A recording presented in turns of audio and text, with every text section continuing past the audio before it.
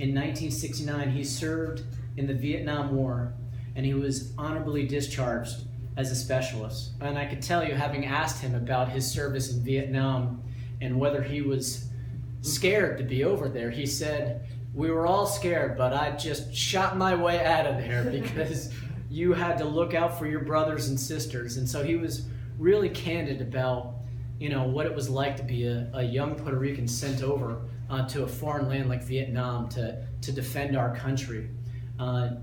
Between 1978 and 1981, he returned to college, and he was admitted at the Hostos Community College in Bronx, New York.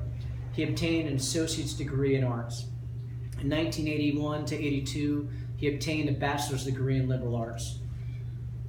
In 1982 to 83, he started working as a social worker with Volunteers of America.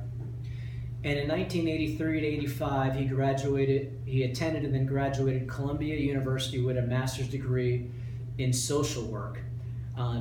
He was not the type of person to brag about being an Ivy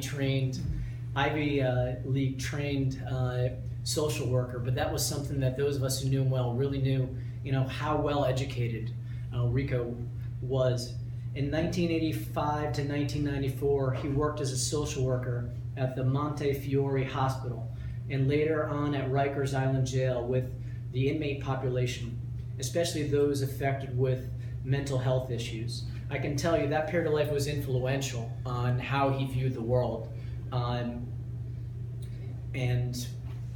he told me that's where he first came up with the phrase we all know, "Arriba de los abajos," which is "rise up those who are down below," as sort of a approximate translation. And it was really about fighting for the little guy and gal in our community. In 1994, he retired to Orlando, Florida, although he's semi-retired because he was doing reporting and community organizing and driving a taxi and so many other things that he did. In 1996, he started his career as an organizer where he participated in several protests defending the rights of the most vulnerable. In 1996, he also led a protest against and a boycott at the Orlando Sentinel newspaper. The Orlando Sentinel it was in response to an Orlando Sentinel piece that was controversial, depicting Puerto Ricans as drug dealers at the time. He felt unfairly. A lot of us did as well. In 1996, he started his career as an online writer focusing on the issues affecting the Hispanic community. In 2000, he started a transportation company, Rico Transportation. From this point on, the community and the public began calling him by his nickname, Rico. From 2000 to 2005, well-known news executive Linda Hernandez invited him to become a guest columnist.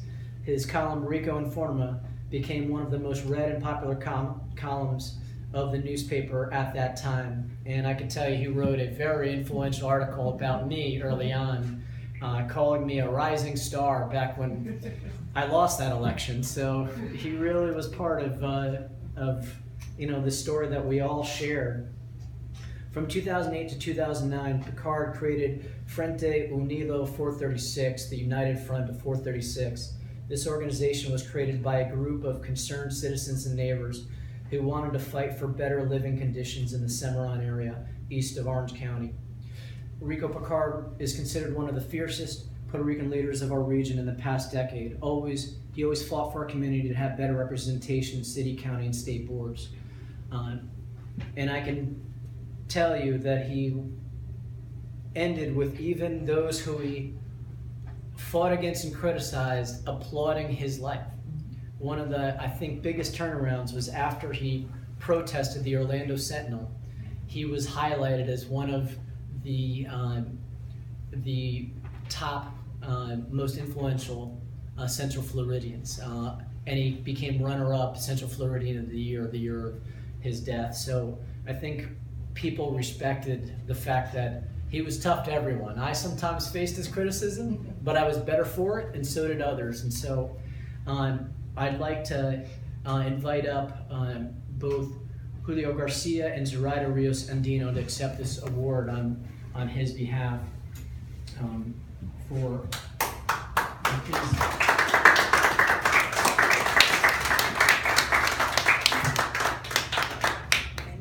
Julio podiums are at, and I'd like you both to hold it since you both were very special to him. This flag was flown over the Capitol on February 14th, 2017, and I want to thank you all for being here today in honor of our dear friend Rico.